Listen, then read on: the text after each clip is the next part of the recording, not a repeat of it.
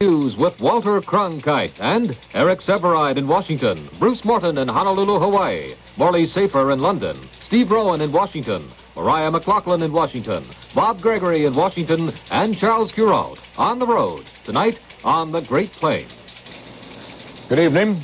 If the presidential election were held today, a CBS News survey shows that Richard Nixon would win, hands down, and Vice President Humphrey would finish third in the electoral vote.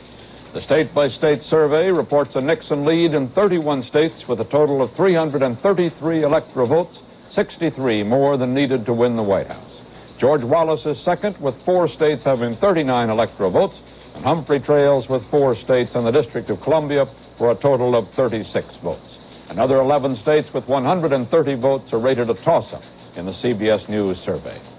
The CBS News survey involves state political leaders. The latest Lewis-Harris poll of voter sentiment shows Nixon favored by 39%, Humphrey by 31%, and Wallace by 21%.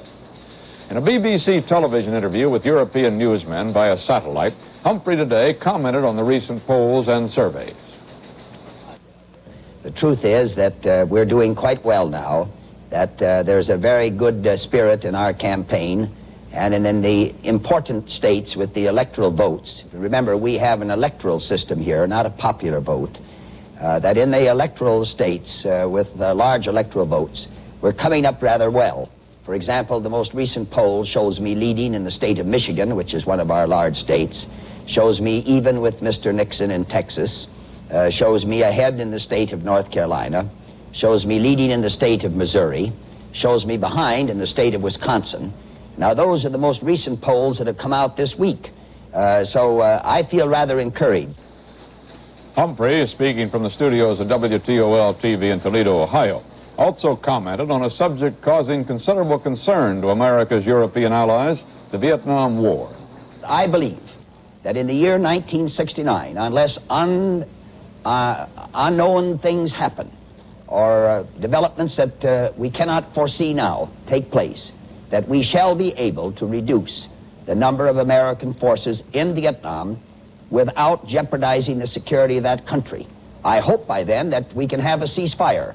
And by the way, if Europe would join us, and I speak very candidly to my friends, particularly my social democratic friends in Europe, if you would join us in calling upon North Vietnam to accept a ceasefire, to at least accept the restoration of the demilitarized zone, the DMZ, we could get on with this peace.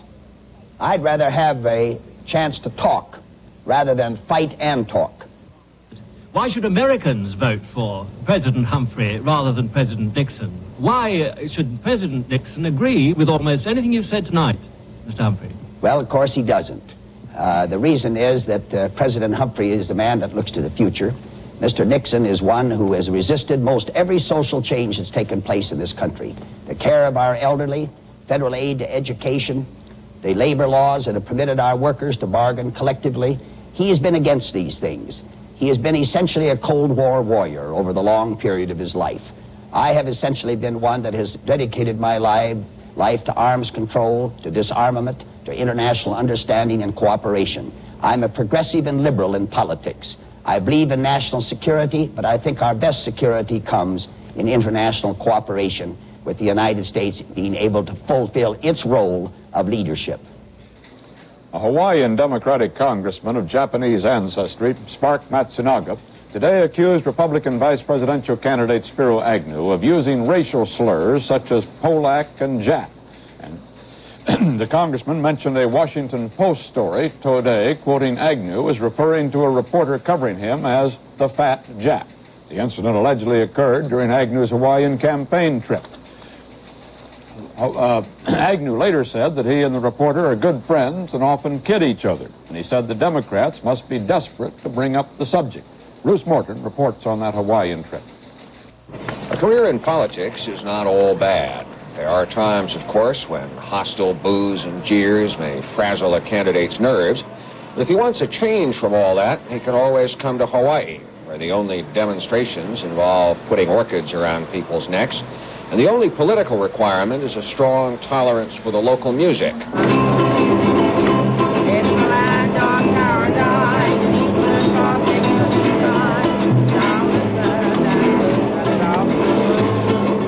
Agnew is spending parts of 4 days here, covering 4 islands via 4 airport rallies, 2 other speeches, and a luau lunch. The governor's airport welcome was enthusiastic.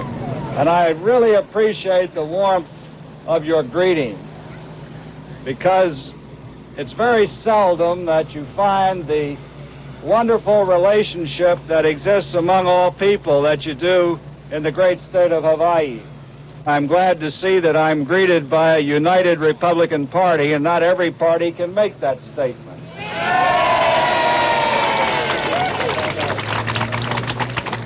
I think the word here is Nixon no Ka'oi. Isn't that right? And we're going to make it come true, because Hawaii waited a long time for statehood, and the Republican Party has waited a long time for this November. But with your help, we're going to elect Republicans completely across the ticket.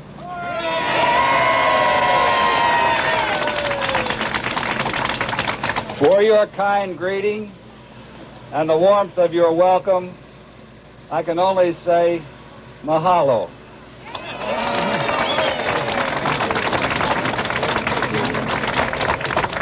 It's not all hard work. The governor's campaign in all the other states he's visited has been moderately paced. Hawaii is no exception. The schedule shows 2 big chunks of time marked free for golf, a favorite Agnew pastime. His visit here is unlikely to swing Hawaii over into the Republican electoral column come November, but with golf, luau's, and more orchids ahead, you can't blame the man for trying. I never turned down a kiss. Bruce Morton, CBS News, Honolulu, Hawaii.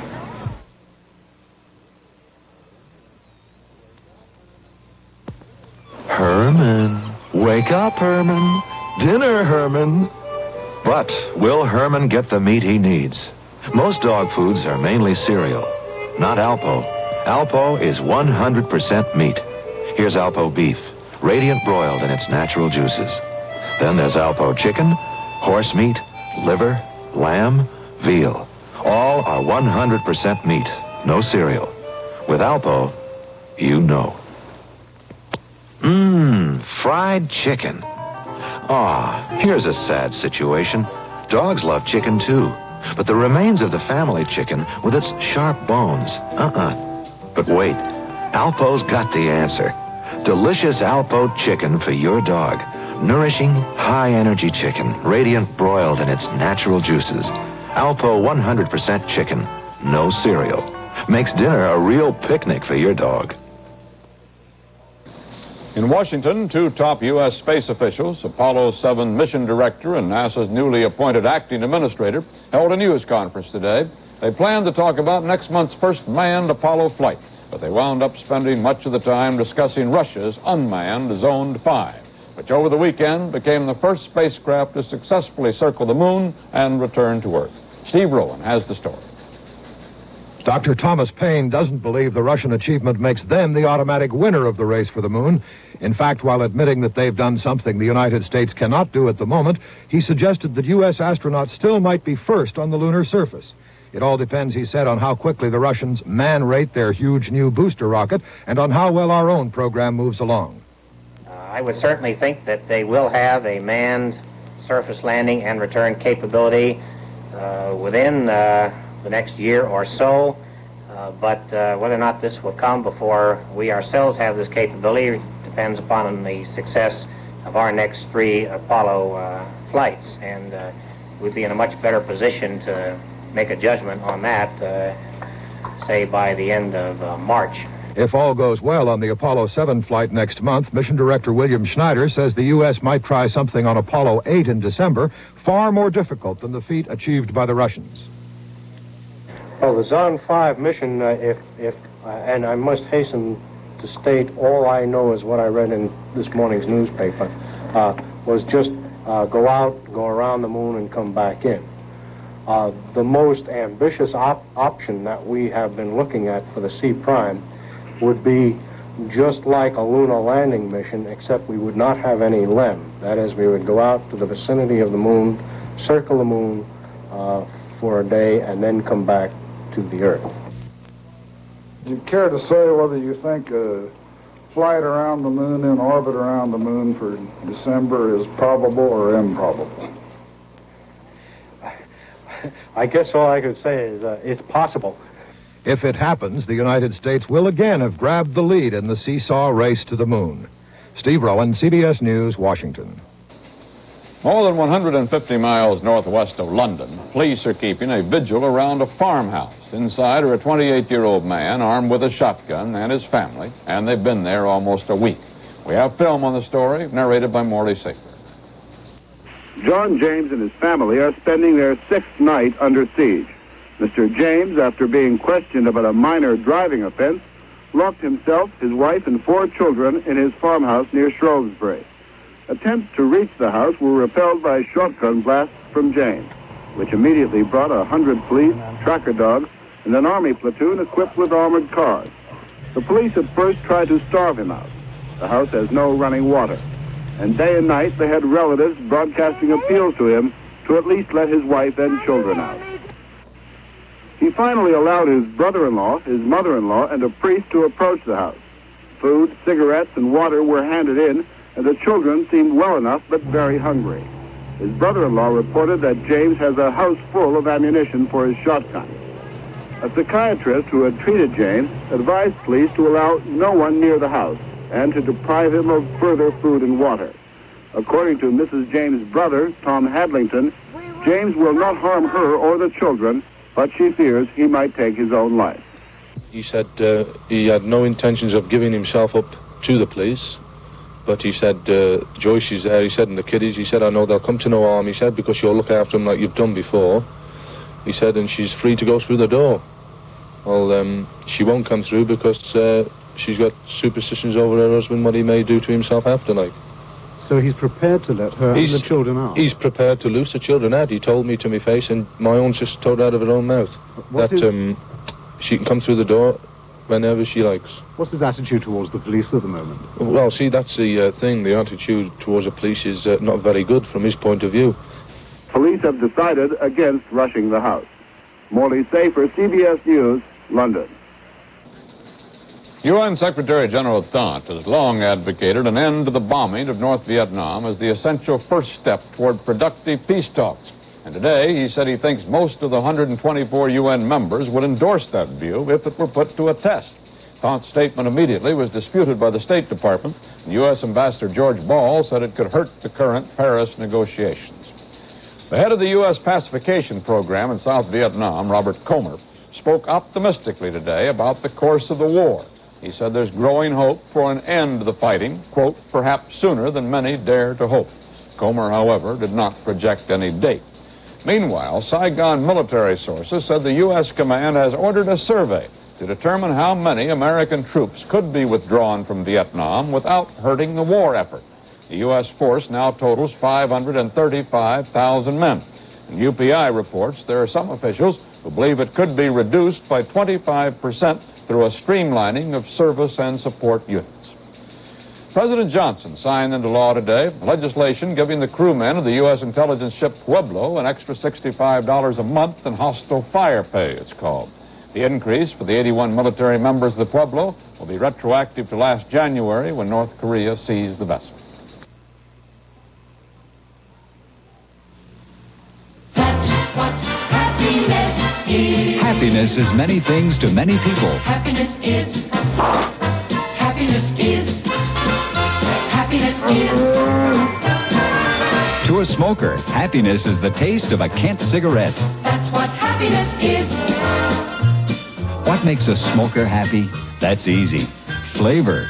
The flavor that comes from fine tobacco. And millions of smokers will tell you that's what you get with a Kent. So light one up. Get a taste of what happiness is. Get the good taste of a Kent cigarette. Happiness is the taste of Kent. Happiness is the taste of Kent. Happiness is the taste of Kent. Good taste, fine tobacco. That's what happiness is. Join the millions of smokers everywhere who know. To a smoker, it's a Kent. General Motors today announced price increases averaging $49 on its 1969 cars. That's almost 50% below the average price increases announced by Chrysler last week. President Johnson, in a statement, indicated he considers the GM price hikes reasonable and that he hopes Chrysler now will cut back its increases as it did last year. Neither price schedule includes federal excise taxes, dealers' charges, or the cost of automobile headrests, which will be required by law after January 1st. GM plans to charge an average of $16 for its headrest, Chrysler about $25. Ford and American Motors have not yet announced their 1969 car prices. General Motors and Chrysler stock both advanced on the New York Exchange today as the Dow Jones Industrial Average posted a strong gain to a new high for the year. Volume was 11,500,000 shares. Exchange index rose 27 cents. There were two what might have been called happenings in the nation's capital today. One was out and out political. The other was billed as being athletic, but like most everything else in Washington, it had political overtones. Mariah McLaughlin and Bob Gregory have the stories. Republican women took to the road today to get out the female vote. The 17-state tour will be made in the Nixon-Agnew Volkswagen. On hand for the christening ceremonies at the foot of Capitol Hill were the two Nixon girls, Julie and Tricia, and, of course, Senator Everett Dirksen. If it's a Republican ceremony, you can't keep him away.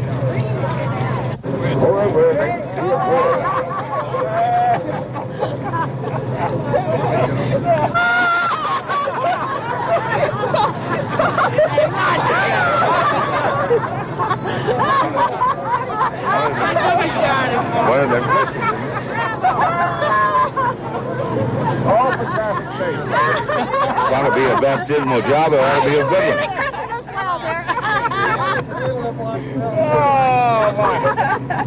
Such a waste. At the reflecting pool, a diverse group was running along to certify formation of the National Jogging Association. Its slogan is muscles, use them or lose them, and it encourages everyone to run, even ladies with babies. The formal ceremony attracted a movie star, doctors, Interior Secretary Udall, several congressmen and senators, among them South Carolina's Thurman, a frequent talker who says jogging develops lung power and endurance. White House wit Liz Carpenter was also there, along with her political credentials, but she was an early dropout, running no more than 20 yards. Most of the others endured. Said one survivor proudly, "People used to think we were all nuts, but not anymore." After it was over, Senator Strom Thurmond, with an eye toward the impending filibuster in the Senate against the Fortas nomination, said that from now on he'll have to do his running at night because he'll be talking most of the day. Bob Gregory, CBS News, Washington.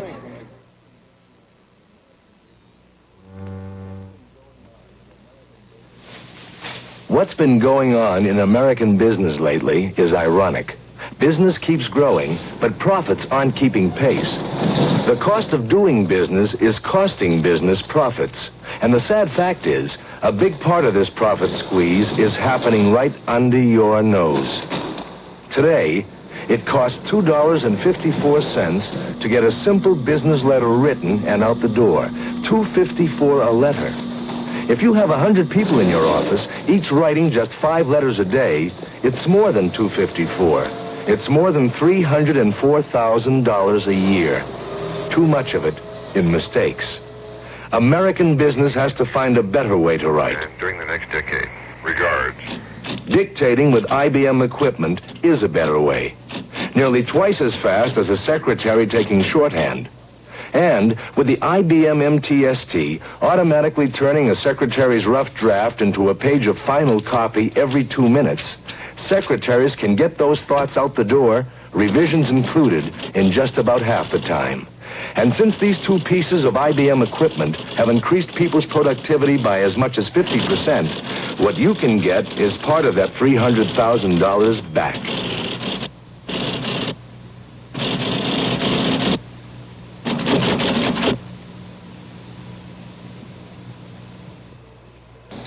In Czechoslovakia, there were more indications today that Soviet occupation forces are preparing for a long stay. Russian officials took over 2 Prague hotels, and they ordered a big Czechoslovak military barracks evacuated so that it can be used as winter quarters for Soviet troops. In Washington, Eric Severide has some observations on the impact of the Czechoslovak crisis on both East and West. Eric? The leaders of Czechoslovakia will be making another enforced pilgrimage to Moscow this week. Communist parties of various countries will be meeting in Hungary. Military authorities of 10 Atlantic Alliance countries will be inspecting the Greek-Bulgarian border, and the United Nations General Assembly will be reconvening, with Czechoslovakia very much on its mind, if not on its formal agenda. Europe is still Europe, the original heartland of Western civilization, and it's still a salient where Soviet power and American power most directly confront one another. It remains a reasonable expectation that the Vietnamese War will go away long before a stable confidence arrives in the middle of Europe.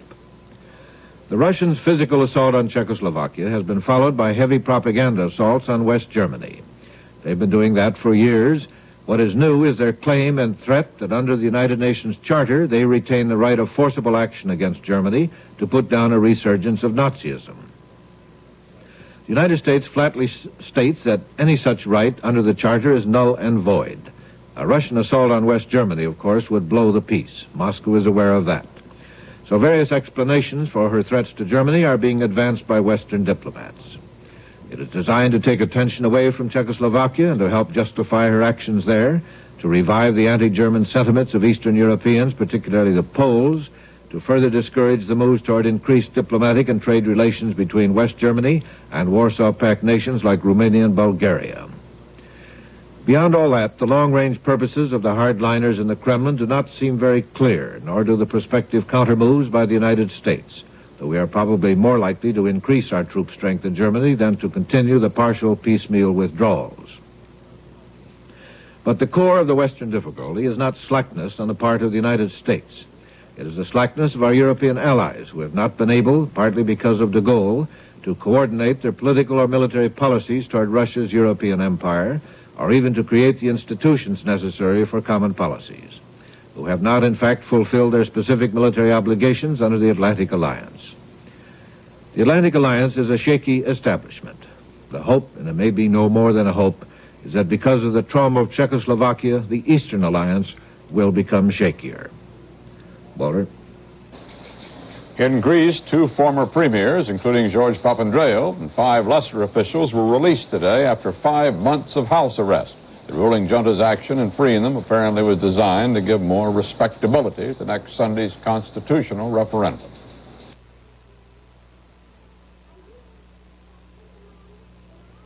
Are you going to fix fried chicken, Mommy? Can I help? I don't fry chicken anymore. But you can help me with the shake and bake. Now you shake. Now we bake. Great fried chicken. Nice and crisp, moist and tender. It's not fried. It's not? It's shake and bake, and I'll help. Shake and bake. 3 flavors for chicken, 1 for fish. Charles Kuralt has resumed his travels on the road, and for tonight's report, went west of the Mississippi in search of a famous and almost forgotten part of American history. That old time is almost lost now in the shadows of America's past. But there was a time when windmills played an important part in the life of this country. If you didn't know that, you are under 35, or an Easterner, or a city fella, or all 3. Once upon a time, if you wanted to have a farm in the West, you had to have a windmill. In the loneliest places of the West, the windmills still turn. Solitary symbols of that time long ago before the Rural Electrification Administration was conceived of, when in a span of 50 years, 6 million wind machines pumped water for stock and for stockmen from Kansas to California. In Kansas, even today, we found some beautiful horses who never go hot and thirsty only because the windmill never lets their trough run dry. As anybody who's ever been connected with windmills knows, they are the most constant of machines. Many have turned for 30 or 40 years without so much as a glance from their owner. The slender shaft perpetually pumping, the big weather vane keeping the wheel forever turned into the wind.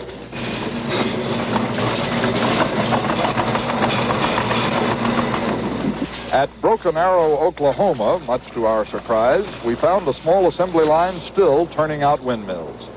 The Braden Air Motor Company makes more mundane machinery for the most part nowadays, but they started out in windmills, and they haven't given up the line.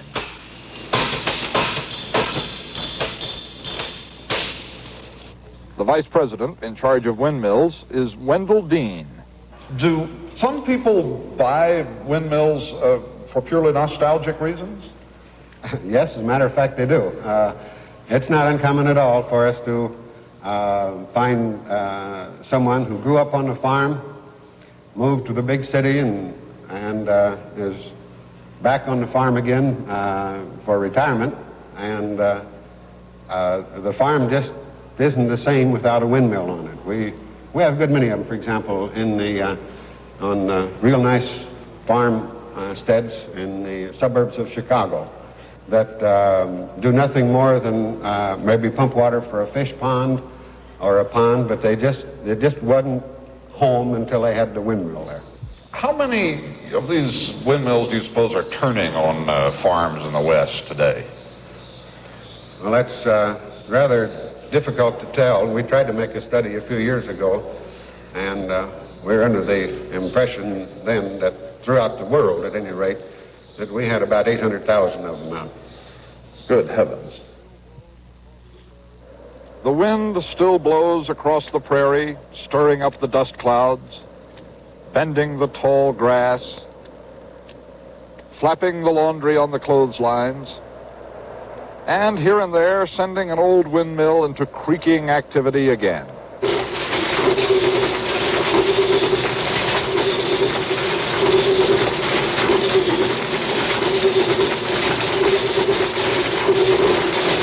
The windmills helped make it possible to open the West.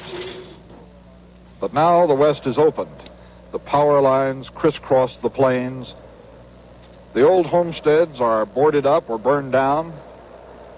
And most of the windmills that gave life in a dry country stand rusted and broken, or spin aimlessly, uselessly, victims of the winds of change. Charles Kuralt, CBS News, on the road. And that's the way it is. Monday, September 23rd, 1968. This is Walter Cronkite, CBS News. Good night. Say, aren't you awake, the frozen concentrate? Uh-huh. You know, for a moment I thought you were frozen orange juice. Uh-uh. Well, we've got a lot in common. I mean, we have practically the same taste. Well, people do say my taste is the closest thing to fresh, with more vitamin C and all. Boy, oh boy, would I like to squeeze you. Silly, there's no need to do that. Mmm. Hello there, my little boy. What do you got there, some chocolate pudding? Look at the difference between improved Jell-O instant pudding and the old kind of instant pudding. The old kind was thin and watery. Improved Jell-O instant pudding is so thick, so rich, you can stand a spoon up in it. And it won't turn watery like before. Try it.